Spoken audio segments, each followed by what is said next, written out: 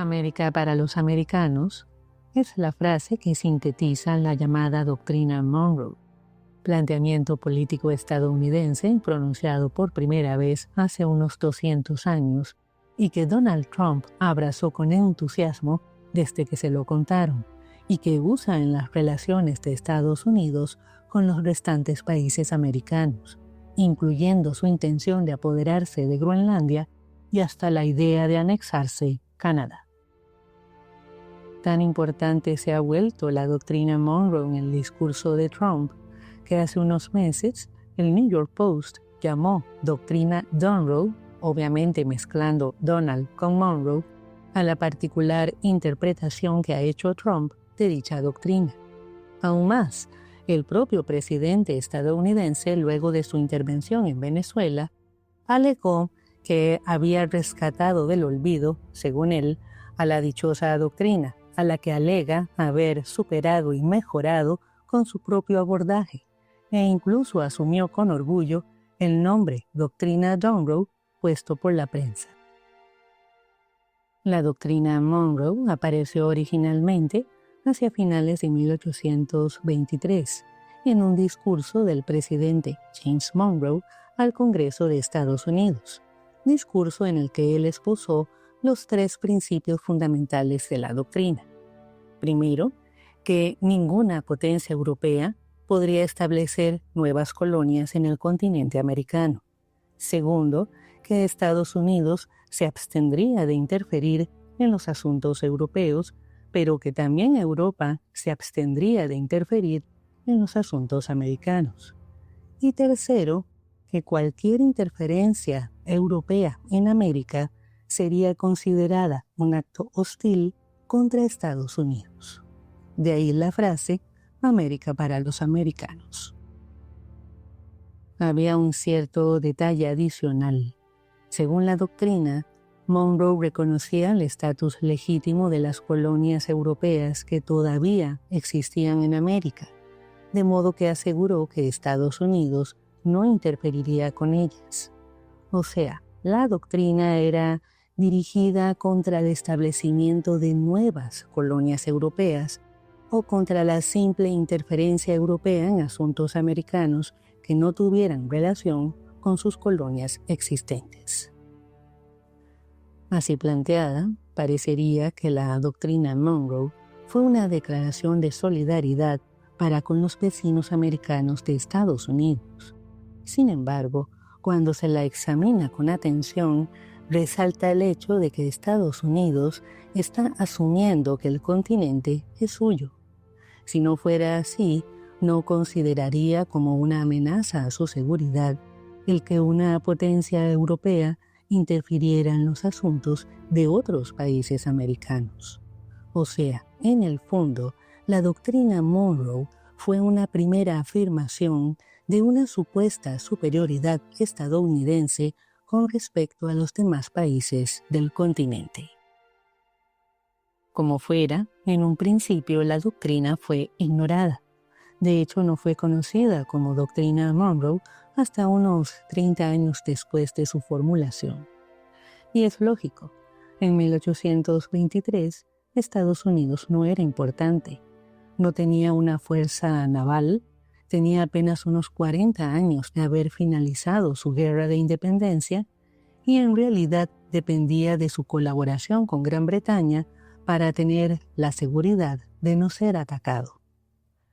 La doctrina tenía como propósito principal para Gran Bretaña impedir cualquier intento de recolonización por parte de las potencias europeas que habían derrotado a Napoleón, y para Estados Unidos la garantía de que lo dejarían en paz. Hacia mediados del siglo XIX, con la formulación de la doctrina del destino manifiesto, que justificaba moral e ideológicamente la expansión estadounidense que ya estaba en curso, con la anexión de la mayor parte del territorio mexicano, fue quedando claro que la doctrina Monroe era en realidad una especie de escudo ideológico que Estados Unidos usaba para evitar la competencia de las potencias coloniales europeas y no una auténtica ideología que defendiera la independencia de todos los países americanos. En otras palabras, lo que parecía la defensa de la independencia de los países americanos y una denuncia del colonialismo europeo era en realidad una salvaguarda ideológica temporal contra la interferencia de quienes todavía eran superiores. Pero una vez que Estados Unidos fue reuniendo territorios y recursos y aumentando su poder militar, la doctrina Monroe comenzó a fungir como la justificación del control que Estados Unidos quería ejercer en lo que consideraba su área de influencia. Esto explica por qué la doctrina Monroe llegó a interconectarse con la ideología del destino manifiesto. También explica por qué Estados Unidos ha sido selectivo sobre lo que considera una interferencia no bienvenida. Por ejemplo, apoyó a Gran Bretaña cuando invadió las Malvinas en 1982. Y también explica por qué ha habido durante 2 siglos diversas reinterpretaciones por parte de los presidentes estadounidenses. Uno de los más destacados fue el corolario Roosevelt. Este corolario fue formulado por el presidente Theodore Roosevelt en 1904, cuando Estados Unidos ya emergía como una potencia militar y económica y tenía toda la intención de controlar el continente. En ese momento, Roosevelt alegó que la doctrina Monroe implicaba que si los intereses y la seguridad de Estados Unidos se veían comprometidos por los eventos dentro de otro país americano, fuera que se fueran originando por la interferencia colonialista europea o no, era preciso para Estados Unidos intervenir en ese país para reajustarlo.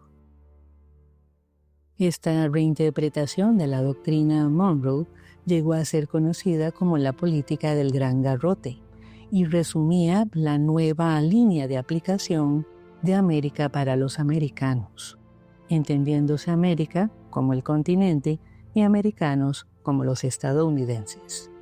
Básicamente, Estados Unidos se arrogaba el derecho de controlar a los gobiernos de los otros países americanos, lo que dio pie a la larga lista de intervenciones estadounidenses en los países latinoamericanos a lo largo del siglo XX.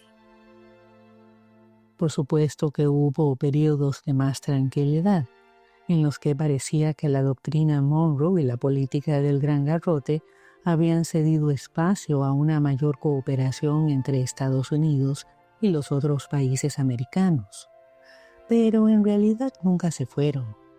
Aún en medio de los acuerdos comerciales y de cooperación, la sombra de la intervención estadounidense se mantuvo intacta. Lo que pasó con Trump es que simplemente se hizo descarada.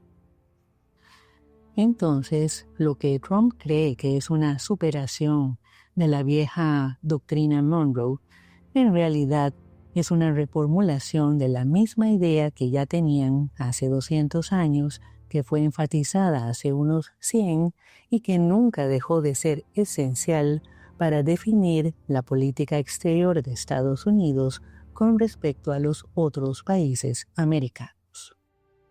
Claro que hallándose Estados Unidos hoy en día en una coyuntura histórica tan crítica, cuando ve que su poder declina y que su influencia se ve cuestionada, es lógico que recurra a la versión más dura y directa de su vieja ideología imperialista. Y ahí se los dejo. Hasta la próxima.